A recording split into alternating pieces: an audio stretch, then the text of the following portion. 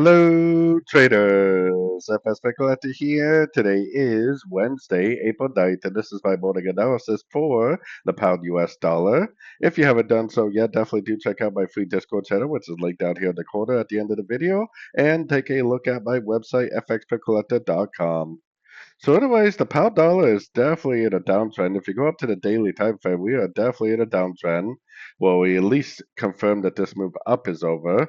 This definitely still, and I still think it very likely will end up being a crutch into the uptrend because of my weekly, monthly time frame analysis. But as of right now, especially on the sort of time frames, we definitely want to keep shorts in mind. Now, we are making a very corrective pattern up, and we are turning down pretty sharply. I mean, there's really nothing stopping this thing from continuing the downtrend like that. We definitely didn't hit a Fibonacci level, but this may not be a crescent to the whole trend.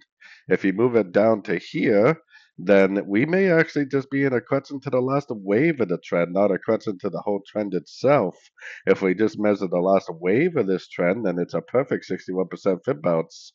So we'll see whether it really does continue down or not. I mean, for me personally, I think it would make more sense if it did go up again, making more of a proper wave B or a proper wave 2, and this whole move down would be either an A or a 1. I definitely think it's an A, and I think it's a B, but it could be a wave 1, and it definitely could be a wave 2, and even though I think it possibly could go up for a wave B, it definitely doesn't have to. It could potentially just keep on going down, especially with how weak this is on the higher time frames. So definitely recommending shorts. Keep an eye out just in case it does decide to go up and make a wave B or a wave 2, but I am definitely recommending shorts as of now. So anyways, don't forget to like and subscribe, and as always, thank you for watching and happy trading.